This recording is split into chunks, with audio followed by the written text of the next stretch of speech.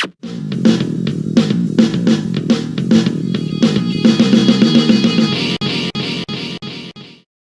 Marjorie, bonjour. Bonjour. Alors les auditeurs de Web Radio te connaissent déjà parce qu'on t'avait reçu au studio.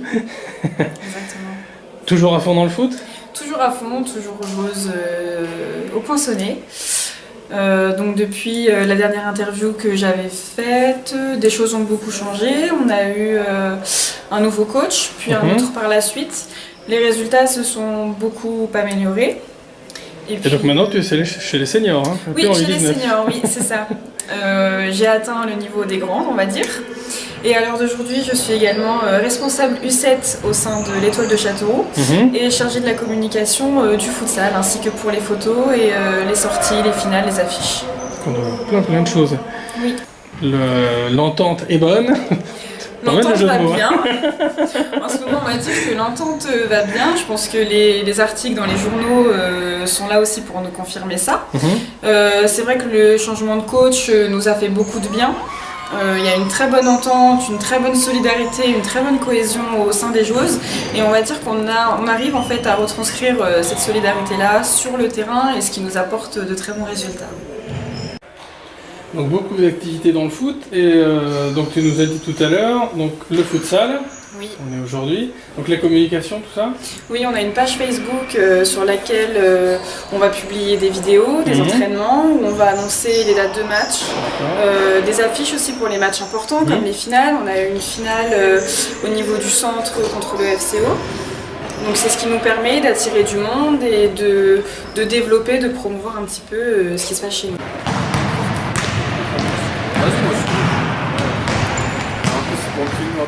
Béguin Anthony, je vais vous présenter un peu le futsal de l'Étoile, en fait un club basé sur Châteauroux. Donc aujourd'hui on est à Belle-Île, c'est le gymnase que la ville nous a attribué justement avec les créneaux du lundi soir pour pouvoir nous entraîner et pour pouvoir accueillir nos matchs cette saison. Donc qu'est-ce que je peux dire pour le club de l'Étoile? On a 3 équipes seniors, donc on comptabilise 30 licenciés. Donc une équipe placée en R1, donc c'est plus haut niveau, la plus grosse équipe qu'il y a dans l'Indre avec Châteauroux Métropole. On a fait une finale de la région Centre cette année contre le FCO. D'accord. Et donc il faut savoir que c'est notre première année en R1. Et on a pu atteindre justement cette finale, donc pour nous c'était vraiment déjà une grande réussite parce que si on m'avait dit qu'en début de saison qu'on aurait pu accéder à ça, je n'aurais pas cru.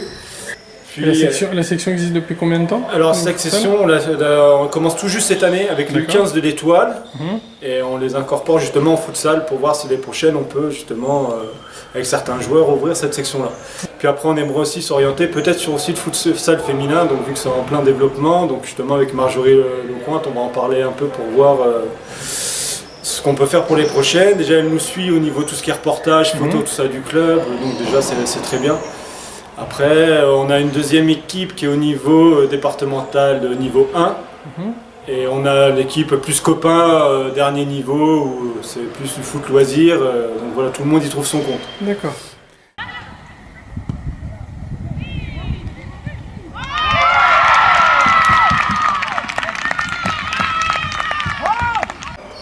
Et donc tu t'occupes aussi depuis cette année? Oui, des petits? Depuis cette année, oui.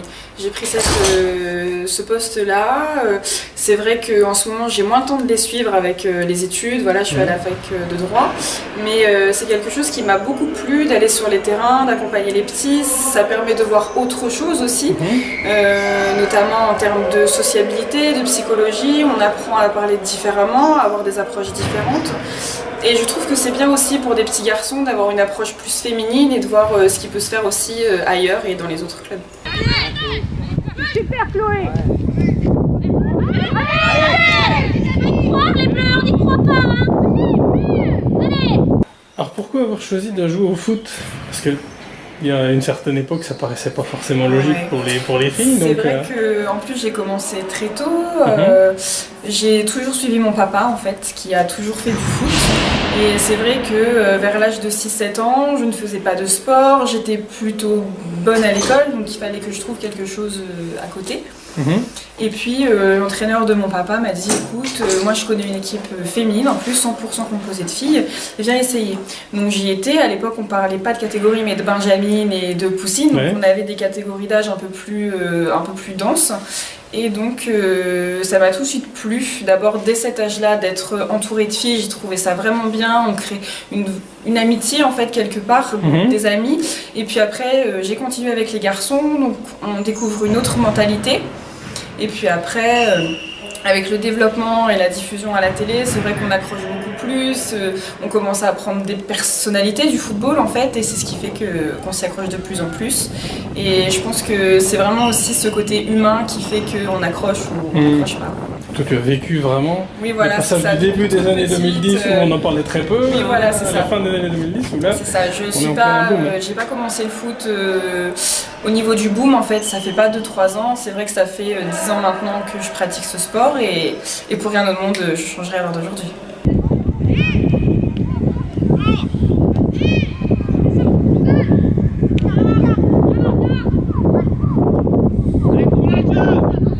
Est-ce que tu connais le foot féminin d'Amérique latine ou du Mexique plus précisément? Non, pas trop, non. Je suis par rapport à la page un petit peu, par rapport aux vidéos, aux matchs qui sont un peu diffusés, on va dire, puisqu'il y a des extraits de matchs. Mais sinon, j'avoue que non. Mais après, je suis vraiment ouverte à découvrir et le football, même donc national je suis pas très fan. Non, je regarde pas trop le foot féminin à la télé. C'est vrai toi, t'es sur le terrain. Oui, c'est ça. J'ai beaucoup aimé l'effectif français qu'on avait avant. J'y étais beaucoup attachée. J'ai grandi avec cet effectif-là. Et c'est vrai que de voir les joueuses partir au fur et à mesure, à la retraite, pour d'autres ambitions, etc., j'accroche beaucoup moins avec l'équipe qui est présentée à l'heure d'aujourd'hui. Même en termes de jeu, je trouve que c'est un petit peu moins bon et c'est la raison pour laquelle je regarde moins. Même en termes de championnat, on a vraiment Lyon et Paris qui survolent un peu ce championnat. Et puis on a un gouffre en fait. Et donc du coup c'est difficile de vraiment supporter une équipe puisque au final tout le monde suit Lyon, tout le monde suit Paris et puis il n'y a plus de rivalité ailleurs. Le problème, les championnats européens sont quand même très dominés par certains clubs, c'est vrai. Oui, c'est ça. Il manque un petit peu de suspense. Alors moi ce que je t'invite, c'est on va aller aux États-Unis, en Arizona, et on va aller à la rencontre d'Alexia Delgado, qui est une pure mexicaine mais qui s'est exilée aux États-Unis depuis l'année dernière. Et puis Alexia maintenant fait partie de la sélection A du Mexique, donc on va la découvrir. Hola Alexia, ¿cómo estás? Muy bien, gracias. ¿Y tú? Bien, bien, gracias. Bienvenida en WAP Radio. Es un gran gusto para nosotros de poder verte en entrevista. Muchas gracias. Un honor. Pues vamos a presentarte un poquito para el público francés. Jugaste el Mundial Sub-17 2016 con México, campeona con CONCACAF. Campeona con CONCACAF Sub-20 y jugaste, nos acordamos, el Mundial Sub-20 aquí en Francia, en Bretonia. Y desde este año juegas por la selección mayor de México y en club has empezado con el América. Y desde el año pasado en Arizona Sun Devils en Estados Unidos. Es un camino increíble a tu joven edad. ¿Cómo nació tu pasión por el fútbol? ¿Tus padres jugaban? Pues mi papá jugaba, pero no a un nivel profesional. Sí. Entonces mi tío fue el que a lo mejor jugó un poco más. Sí. Y dicen que de él saqué como las cualidades para jugar fútbol. Ajá. Entonces, pues en sí también mi hermano jugaba y pues empecé a jugar, digamos que como gracias a él. Porque, pues digamos que él pues hizo que me naciera como el amor al fútbol, pues. Entonces, pues digamos que sí, todo se lo debo a mi hermano. Muy bien. ¿Y había un club de femenil al momento en tu área? Pues yo soy de Tepic, entonces en ese momento no había como un club. Entonces yo jugaba en la escuela como, pues en el equipo de la escuela, pero jugaba con puros niños. Entonces pues también yo era como de las más chiquitas y pues en sí no jugaba mucho pues por lo mismo de que pues era como niña y de las más chiquitas y así. Y ya hasta después de eso fue cuando se hizo como primero un fútbol 7, un fútbol rápido. pero de la femenil, entonces ahí jugué. Y ya de ahí me fui como a otro equipo más formal, pero igual de puros niños. Entonces seguí jugando con niños como por unos 2, 3 años, yo creo. Uh-huh. Y de ahí me llamaron a Selección Nayarit y de ahí participé con un equipo pues femenil. Ya chavas más grandes, pero pues ya por lo menos era femenil. Uh-huh. Sí, pues también a jugar con niños es un buen aprendizaje, ¿no? Así es, sí. Y pues, ¿cómo ves el ambiente en las selecciones de, que sea la sub-20, la mayor ahora en la selección de México? ¿Es un buen ambiente? Pues sí. Ahora en la mayor conoces también a unas jugadoras que desde muchos años. Ajá. Pues obviamente es diferente, o sea, en la 20 pues normalmente todos somos de la misma edad. Sí. No sé, digamos que pues andamos como en la misma etapa como de vida, se puede decir, y pues en la mayor pues ya estamos hablando de diferentes edades, sí. Entonces pues sí, o sea, es diferente en el sentido de que a lo mejor pues las pláticas no son las mismas, o de que pues no sé, a lo mejor ellas ya son un poco más reservadas, algunas, sí, pero pues la verdad bien, o sea, todas apoyan fuera de cancha y pues para el mismo objetivo en el que estamos ahí, que es para jugar fútbol. Pues es impresionante a ver tus primeros partidos como titular en la Copa Chipre, y pues impresionado, con mucha alegría y pues tranquila al medio. Excelente. No se ve el cambio de nivel, realmente fue impresionante. Muchas gracias. Y para regresar al club, ¿qué diferencia ves entre el fútbol femenino mexicano y lo de Estados Unidos? ¿Juegas al nivel universitario? Uh-huh.